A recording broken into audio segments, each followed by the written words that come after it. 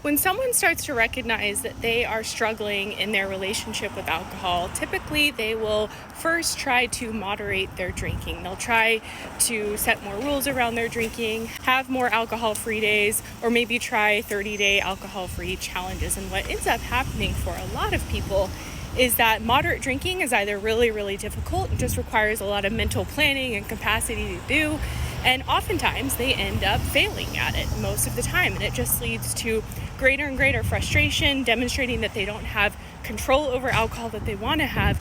And for a lot of us, by trying to enforce rules and moderate our drinking, oftentimes our drinking actually gets worse and it doesn't get better, which just leads to further shame, guilt, and the cycle getting worse. And this is all happening because of how alcohol addiction functions in the brain. Once we've crossed over from normal drinker to more of an alcohol use disorder type drinker, our brain has changed, and it's really hard to have control over alcohol once that change has happened. However, what a lot of people don't know is that there are actually really effective treatments that have been around since the 90s that actually work to reverse the changes in the brain and can essentially help someone get their control back over alcohol, even if they didn't have that control before. And so what ends up happening for a lot of us, I'm a success story of this treatment, is we go on the protocol, and over time, our brain unlearns the alcohol use disorder, and we see ourselves regain our control back over alcohol. We start to develop an off switch, so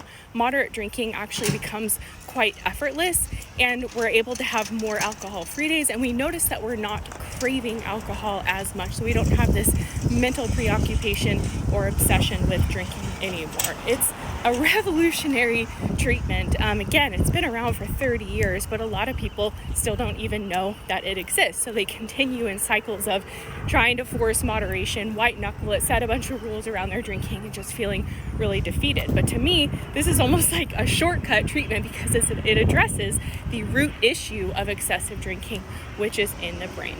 This treatment is called the Sinclair Method. You can learn more about it through my other videos or the link in my profile.